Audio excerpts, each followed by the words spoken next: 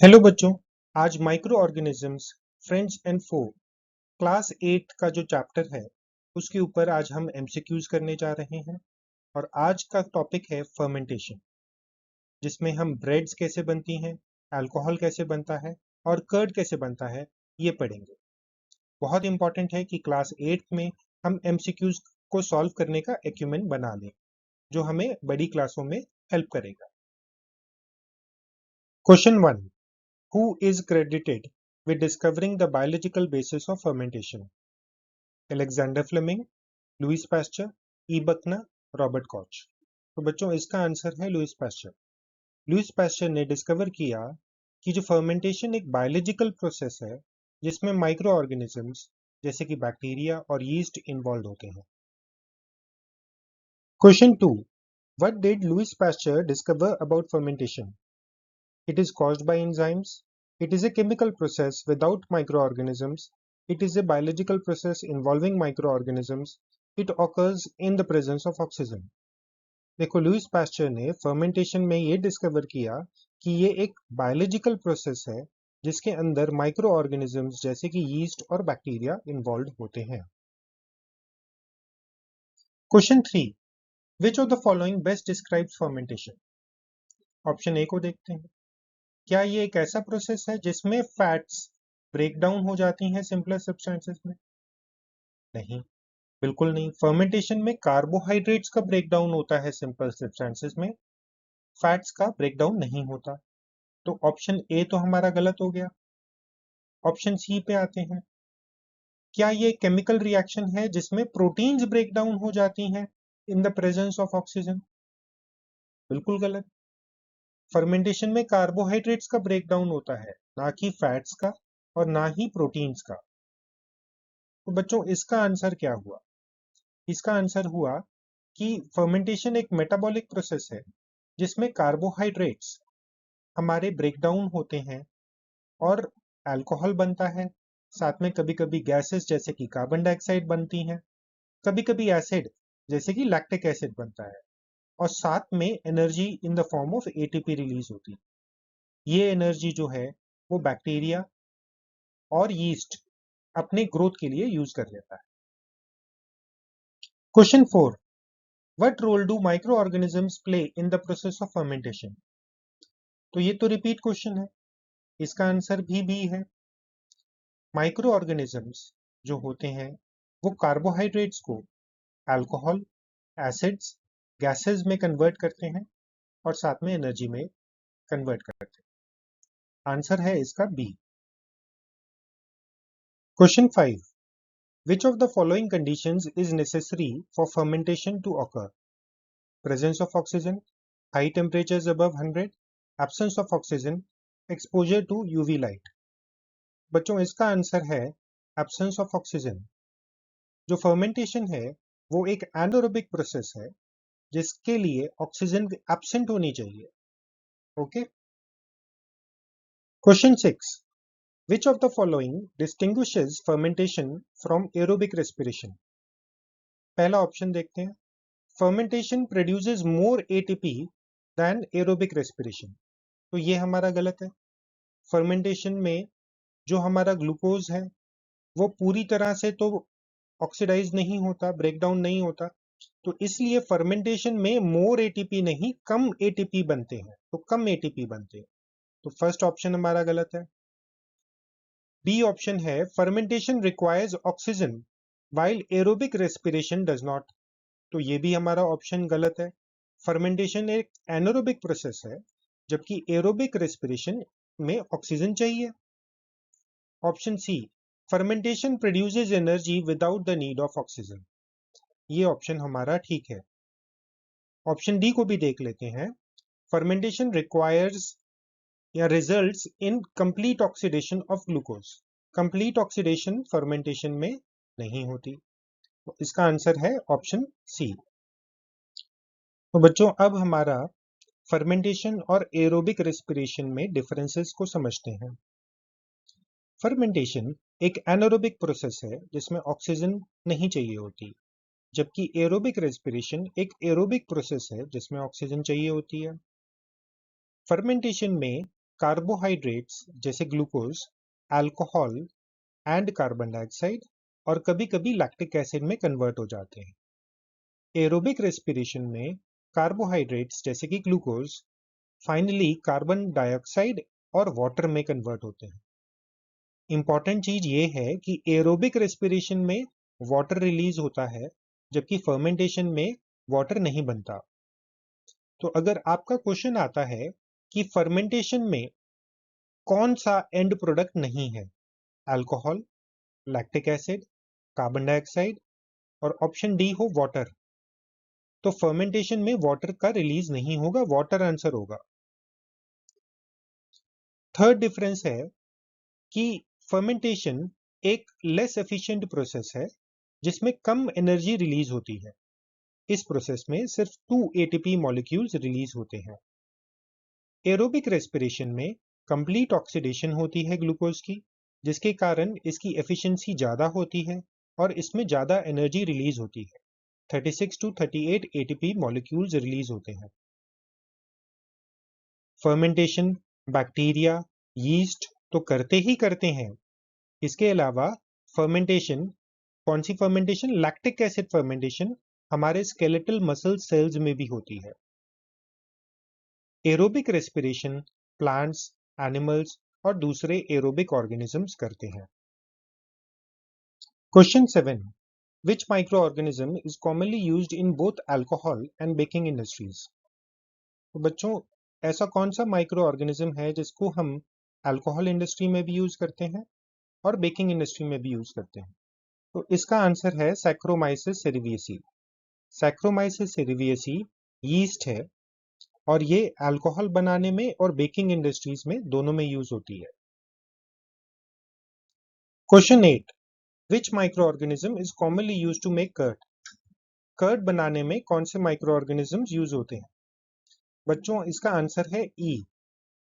Lactobacillus का दूसरा नाम है लैक्टिक एसिड बैक्टीरिया और ये दोनों ऑर्गेनिजम्स, हालांकि एक ही ऑर्गेनिज्म है, कर्ड बनाने में यूजफुल होते हैं। Question 9, which type of fermentation is primarily used to produce alcoholic beverages and bread? Bread बनाने में और अल्कोहल बनाने में कौन सी फर्मेंटेशन यूज होती है? इसका आंसर है इथेनॉल फर्मेंटेशन, जिसका दूसरा नाम है अल्कोहलिक फर्मेंटेशन। अल्कोहल फर्मेंटेशन में जो यीस्ट इन्वॉल्व होता है और बैक्टीरिया इन्वॉल्व नहीं होते। बेकिंग इंडस्ट्री में बात करें तो जो आटा होता है, डो होता है, वो डो में जो कम्प्लेक्स कार्बोहाइड्रेट्स होती हैं, स्टार्च, वो यीस्ट जो एंजाइम्स रिलीज करता है उससे ब्रेक डाउन होके वो ग्लूकोज में कन्वर्ट होती है। ये ग्लूकोज फर्दर ब्रेक डाउन होता है और एथेनॉल, कार्बन डाइऑक्साइड और एनर्जी बनाता है। जो एनर्जी रिलीज होती है उसको यीस्ट अपनी ग्रोथ के लिए यूज कर लेता है। इथेनॉल अल्कोहलिक बिवरेजेस बनाने में काम आती है और कार्बन डाइऑक्साइड जो है इसी बिवरेज को फिजी बनाती है। ब्रेड मेकिंग में इथेनॉल इवेपोरेट हो जाती है क्योंकि इतना हाई टेम्परेचर होता है बेकिंग के दौरान, और कार्बन डाइऑक्साइड जो है वो ब्रेड के अंदर जो है वो ट्रैप हो जाती है और ब्रेड को फ्लफी बनाती है। Question 10, which type of fermentation is primarily used to make curd? Curd बनाने में कौन सी फर्मेंटेशन यूज होती है? इसका आंसर है lactic acid fermentation. Lactic acid fermentation में जो मिल्क में मिल्क शुगर होती है, जिसका साइंटिफिक नेम है लैक्टोज, बैक्टीरिया से जो एंजाइम्स रिलीज होते हैं वो उस लैक्टोज को ब्रेक डाउन करके लैक्टिक एसिड बनाते हैं। ये लैक्टिक एसिड जो हमारे मिल्क में जो प्रोटीन होता है केजीन, उसको कोएगुलेट करता है और इस तरह दही बन जाता है। जो एनर्जी रिलीज होती है उसको बैक्टीरिया अपनी ग्रोथ के लिए यूज कर लेता है। तो इसका आंसर लैक्टिक एसिड फर्मेंटेशन है। Question 11, what is the main by product of fermentation in baking industry? Baking industry में मेन बाई प्रोडक्ट क्या होता है? हमने देख चुके हैं कि बेकिंग इंडस्ट्री में यीस्ट को यूज किया जाता है। यीस्ट जो आटे के अंदर स्टार्च होती है उसको ब्रेक डाउन करता है ग्लूकोज में। ये ग्लूकोज फर्दर ब्रेक डाउन होती है इथेनॉल में और कार्बन डाइऑक्साइड। जो कार्बन डाइऑक्साइड है वो डो के अंदर ट्रैप हो जाती है और उसको एरी और फ्लफी बनाती है। तो इसका आंसर क्या हुआ? इसका आंसर हुआ carbon dioxide. Main by product जो है बेकिंग इंडस्ट्री में कार्बन डाइऑक्साइड है। जो हमारी इथेनॉल है उसका क्या होता है वो नेक्स्ट क्वेश्चन में देखेंगे। Question 12, what is the main by product of fermentation in alcohol industry? Alcohol industry में मेन बाई प्रोडक्ट क्या है? इथेनॉल, ऑक्सीजन, कार्बन डाइऑक्साइड और लैक्टिक एसिड। हमें मालूम है कि अल्कोहल इंडस्ट्री में जो यीस्ट है वो अल्कोहलिक फर्मेंटेशन करता है और जिसके मेन बाई प्रोडक्ट हमारे इथेनॉल है और कार्बन डाइऑक्साइड है। मगर ऑप्शन तो हमें इथेनॉल और कार्बन डाइऑक्साइड में से ही चूज करना है। अब इन दोनों में से मेन बाई प्रोडक्ट ऑब्वियसली हमारा अल्कोहल होगा, तो इसका आंसर है ethanol. Question 13, what is the main by product of fermentation in curd making? Curd making में मेन बाई प्रोडक्ट क्या होता है? इसका आंसर है लैक्टिक एसिड। कर्ड मेकिंग में लैक्टिक एसिड जो है वो मेन बाई प्रोडक्ट होता है। अब हम 3 इंडस्ट्रीज देख चुके हैं। अल्कोहलिक इंडस्ट्री में अल्कोहल मेन बाई प्रोडक्ट है, बेकिंग इंडस्ट्री में carbon dioxide main by product है और कर्ड मेकिंग इंडस्ट्री में lactic acid main by product. Question 14, what happens to alcohol produced during fermentation when bread is baked? Baking industry में जब हम bread बना रहे होते हैं हमें मालूम है उसमें यीस्ट इस्तेमाल करना है। अब यीस्ट अल्कोहलिक फर्मेंटेशन करेगा, तो जो ये हम बना रहे हैं ब्रेड उसमें अल्कोहल क्यों नहीं इकट्ठा हो जाता? वो अल्कोहल कहाँ जाता है? बच्चों इसका आंसर है इट इवेपोरेट्स। जो अल्कोहल है वो इवेपोरेट हो जाता है। बेकिंग के दौरान हम इतना हाई टेम्परेचर यूज करते हैं कि जो यीस्ट जो है वो अल्कोहलिक फर्मेंटेशन करता है, वो अल्कोहल सारा इवेपोरेट हो जाता है और ब्रेड में नेग्लिजिबल अमाउंट रहता है। बचता क्या है? Carbon dioxide. तो कार्बन डाइऑक्साइड ट्रैप हो जाती है डो के अंदर और उसको एरी और फ्लफी और लाइट ब्रेड बना दे। क्वेश्चन 15 है, in which process is carbon dioxide produced as a by product? Photosynthesis, alcohol fermentation, anaerobic respiration in skeletal muscles and lactic acid fermentation। तो बच्चों इसका आंसर है अल्कोहल फर्मेंटेशन। जो हमारा अल्कोहल फर्मेंटेशन है इसमें हमें मालूम है कि इथेनॉल बनता है और कार्बन डाइऑक्साइड बनती है। ठीक है, फोटोसिंथेसिस में कार्बन डाइऑक्साइड जो है वो रॉ मटेरियल है। अल्कोहलिक फर्मेंटेशन में कार्बन डाइऑक्साइड रिलीज होती है।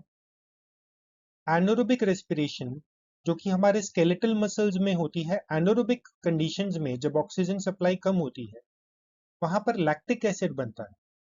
लैक्टिक एसिड के साथ कभी भी कार्बन डाइऑक्साइड नहीं बने।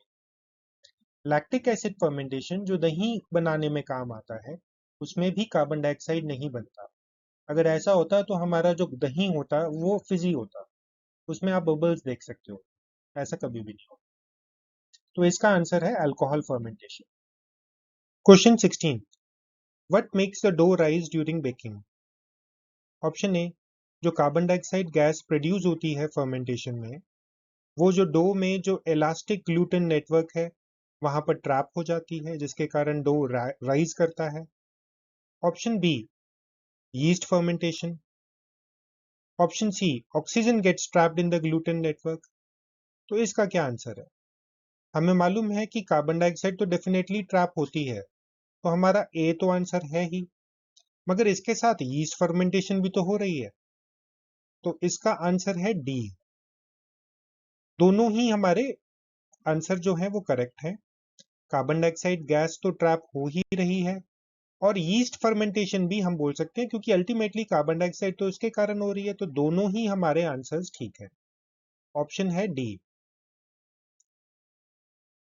Question number 17, why can't yeast be used to make curd?